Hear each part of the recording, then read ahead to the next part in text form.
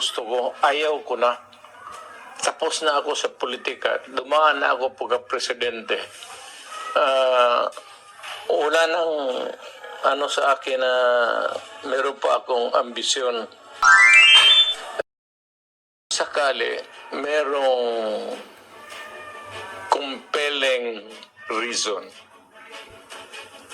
na kailangan ang boses ko.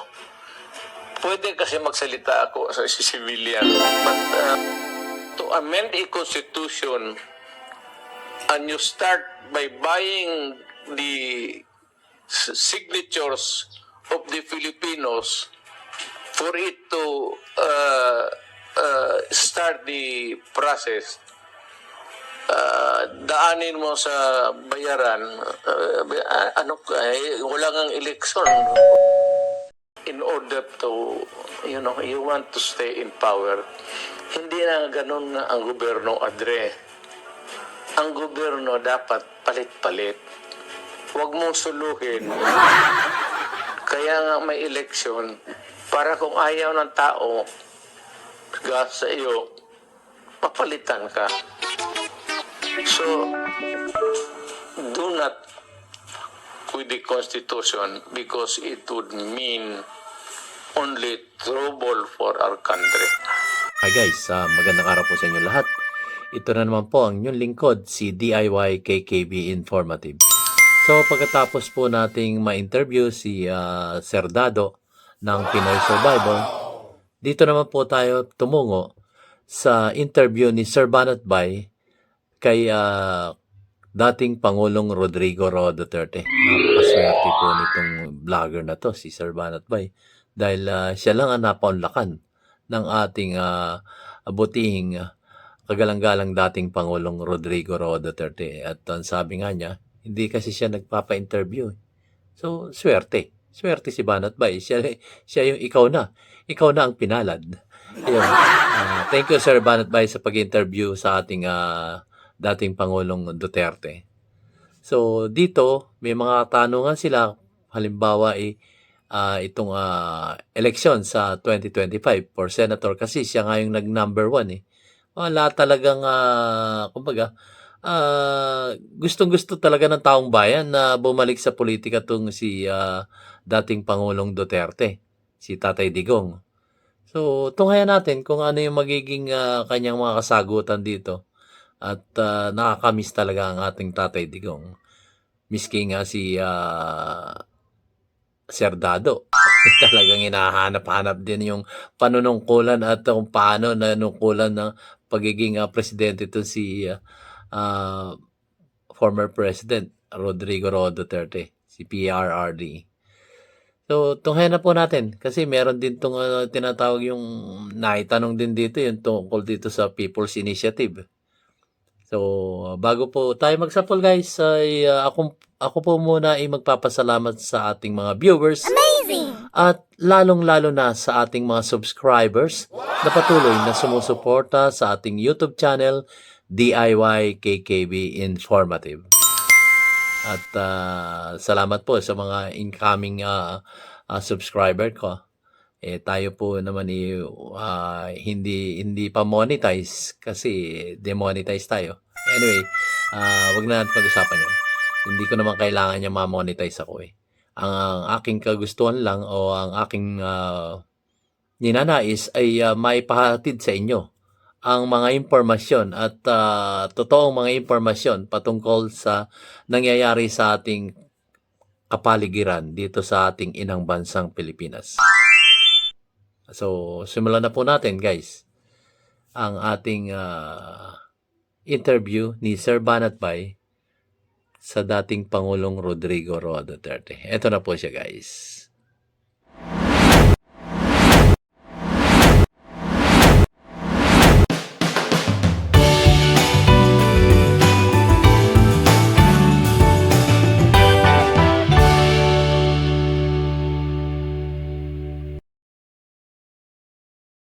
Mayor, former President. Well, unang tanong ko lang po yung pong lumabas na latest survey sa senatorial, nag number 1 po kayo. At yun po ang panawagan ng taong bayan, kayo po ay bumalik sa politika para naman po meron silang kakampi. Ano pong masasabi niyo po dito sa senatorial na nag-number 1 po kayo? Sa iyo lang ako nagpa-interview nito. Swerte mo. Marami na kasi nagtatanong paski doon sa siyudad ko sa Mindanao. Wala akong naibigay na sagot. Ayaw kong magpa-interview kasi ayaw kong sumagot. Pero titignan ko yung panahon. Yun. Hindi dahil sa gusto ko, ayaw ko na. Tapos na ako sa politika. Dumaan na ako pagka-presidente. Wala nang sa akin na meron pa akong ambisyon. Komentuhan po natin. Wala nang akong Ayun guys, so sabi nga ng ating Tatay Digong, wala na siyang ambisyon, wala na siyang balak bumalik sa politika. So ang sinasabi niya rito, kumbaga tapos na siya doon sa politika. Nung in-interview nga siya nung latest, hindi pa kay Sir Banat Bay, yung press conference niya, talagang wala na. Matanda na yung ating Tatay Digong. Kaya nga lang, ang murmuring people, yung talagang, kumbaga, inikayat pa rin nila si Tatay Digong para bumalik sa politika. Dahil nga sa nangyayari dito sa ating palipalibot na inaapi na tayo eh. Alam nyo naman yan guys eh, inaapi tayo. Siguro hindi inaapi yung mga malapit sa kusina. Yun, hindi inaapi kasi malapit sila sa kusina eh. Pero tayong maliliit na mamayang Pilipino na walang kakanyahang mamuna ng mga maling ginagawa ng ating kasalukuyang gobyerno, aalisan pa tayo ng karapatan. Alam nyo naman yan, nangyayari talaga ngayon yun. So, itong si Tatay Digong, ayaw na nga niyang, pero tingnan natin, baka sakaling magbago yung isip niya kasi number 1 siya for senatorial election next year na to sa 2025. Top 1 to sa official survey ng ating mga gumagawa ng survey. So, ito po, ituloy natin. Kasi ako naawa rin po ako kasi matanda na to. 81 na yata ito. 80 plus na to. Correct me if I'm wrong. 80 plus na to at gusto na niyang manahimig, kasama ng kanyang mahal sa buhay, kasama yung kanyang anak na si Kitty, na hindi man lang niya na subaybayan yung paglaki niya. Alam niyo yun, dalaga na kasi yung kanyang bunsong anak na babae. At hindi niya na subaybayan kasi nga nagpresidente siya, di ba? So yung unti-unting paglaki, yung bata pa, unti-unting paglaki, dalaga na ngayon, hindi niya na subaybayan. Ngayon, gusto niyang umalis sa politika, ayaw na niya. Matanda na nga rin daw siya eh. Pero tingnan natin guys kung ano yung masasabi niya. Kasi ako tatanong gusto ko siyang bumalik sa politika kaya lang medyo talagang may edad na eh.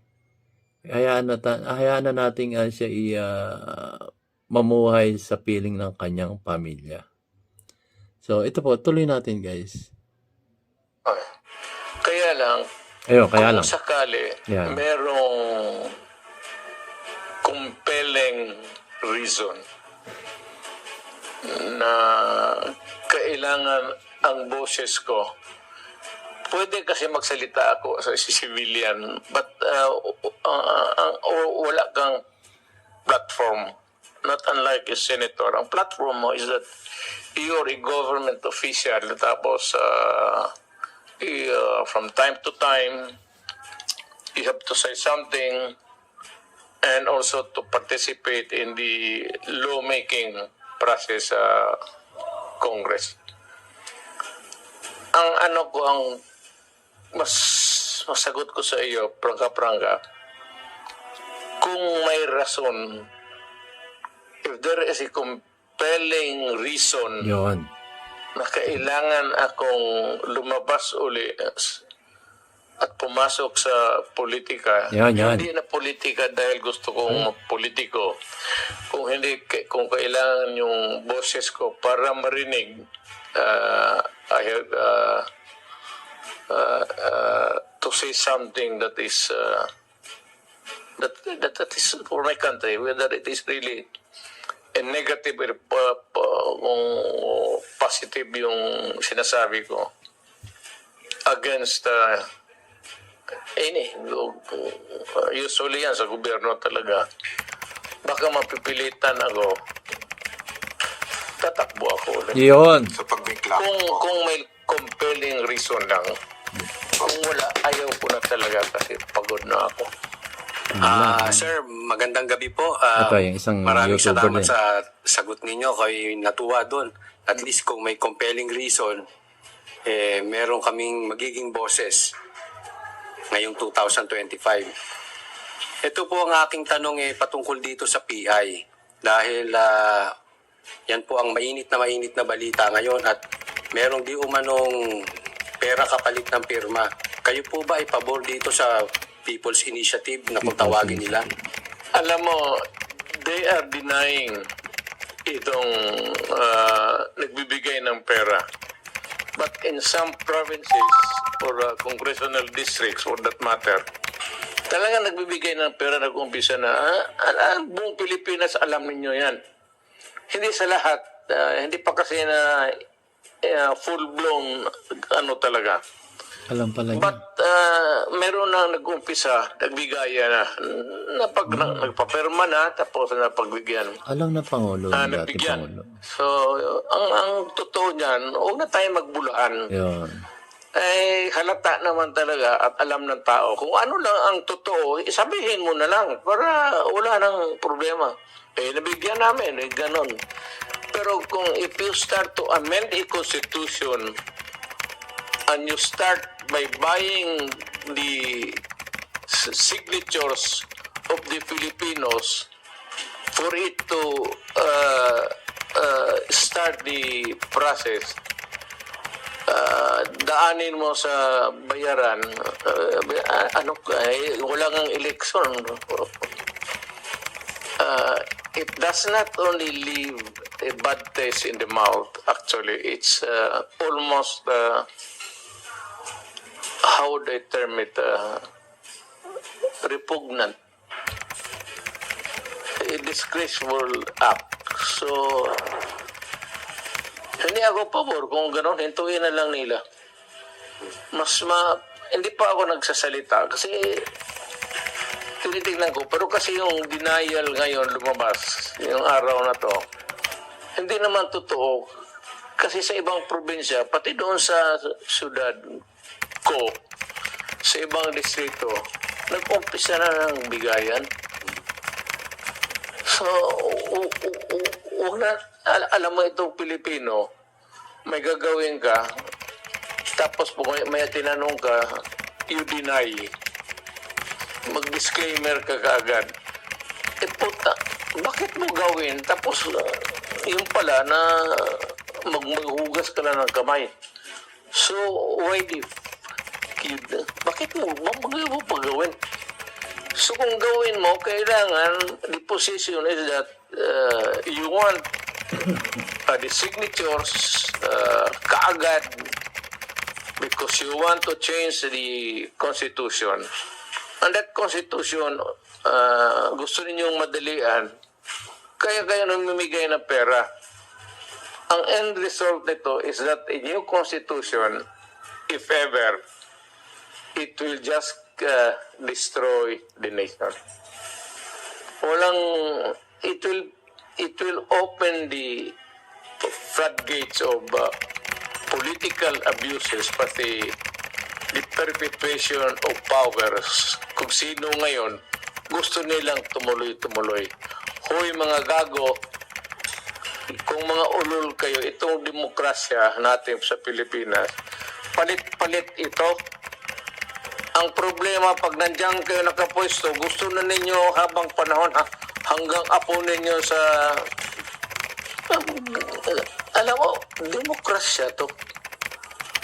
It simply means that at least there is over time we have to go into electoral process. If you are retained by the people, it's because you are performing well, hindi ka corrupt, maganda ang record mo.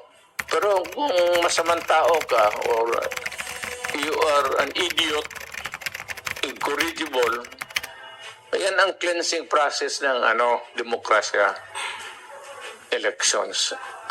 So, wag na tayo dyan yung, kasi ang maganda naman ang konstitusyon natin. Wala namang nangyayari.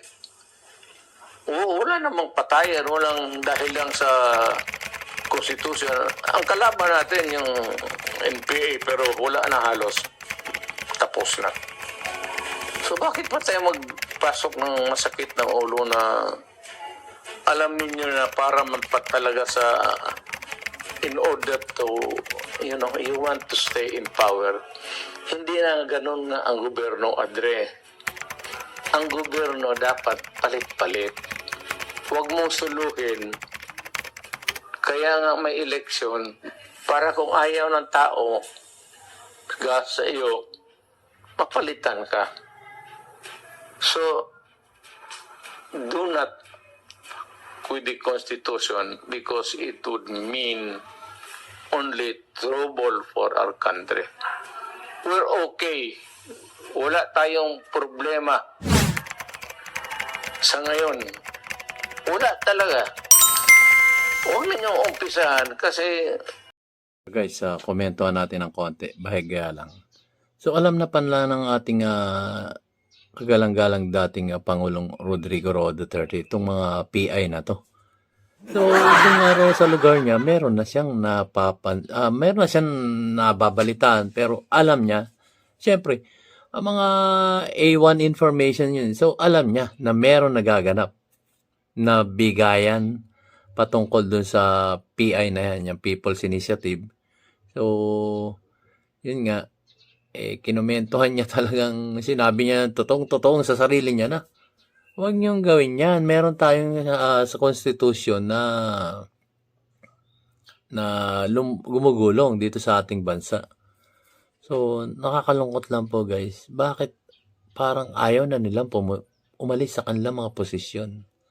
Talagang, ewan ko, bakit talagang lunod na sila sa kanilang posisyon? Ayaw na talaga nilang umalis. Ba't ayaw niya umalis?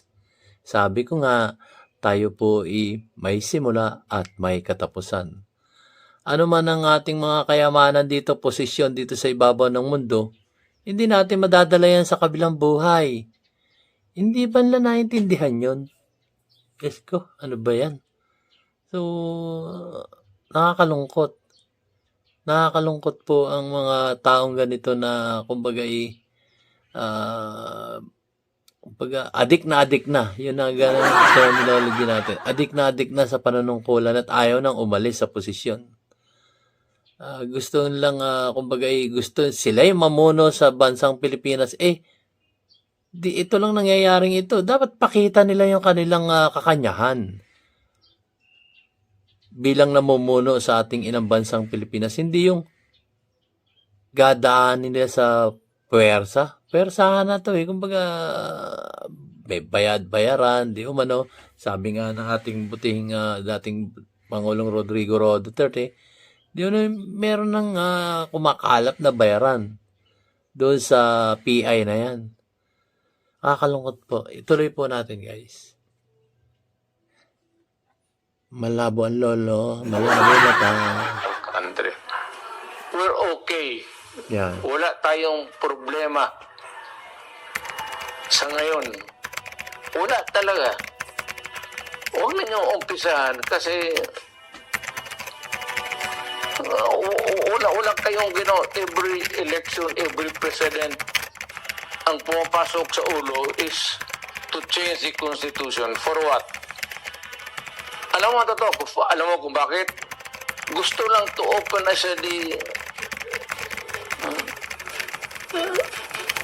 para ma-elect sila or ma-perpetuate or extension of terms.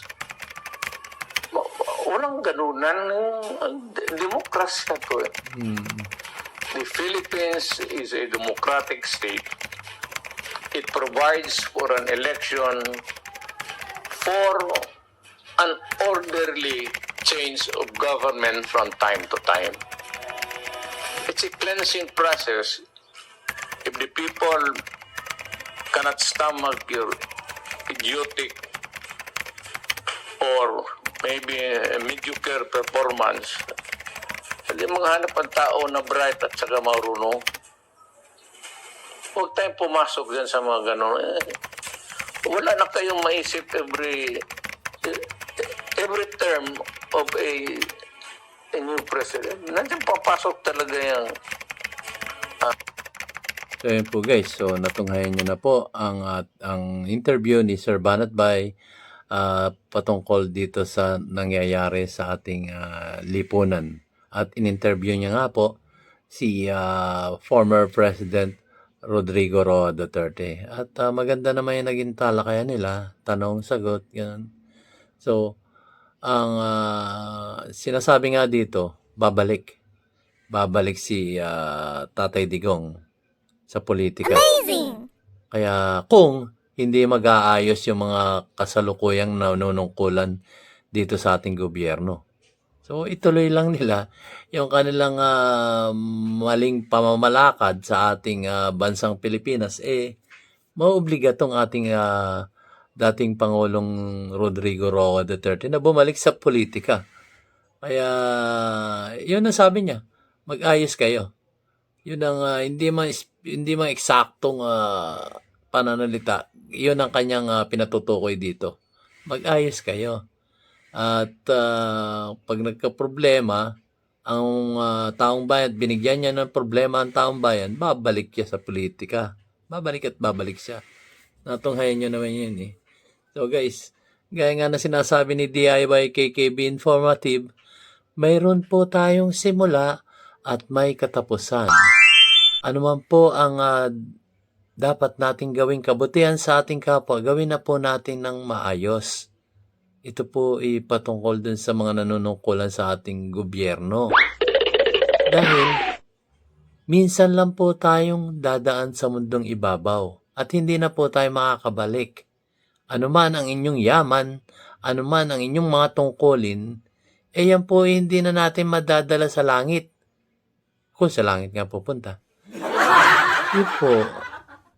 Bakit hindi natin maintindihan yung simpleng words na yon? Mayroong simula at may katapusan.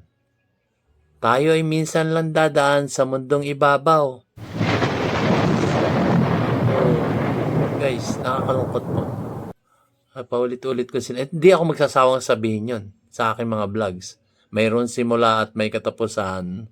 Kaya minsan lang tayong dadaan sa mundong ibabaw, magpakabait na po tayo. At kung aapihin nyo lang ang bawat mamamayang Pilipino dito sa Pilipinas, wag na kayong tumakbo sa politika. Kaya yun nga, babalik ang ating dating Pangulo itong si Tatay Digong pagka hindi kayo umayos. Sabi nga ni Sir Dado, you have 5 months remaining para ipakita na kayo nararapat dyan sa tungkulin na yan. So, maraming salamat po guys sa inyong panonood. See you on my next vlog guys.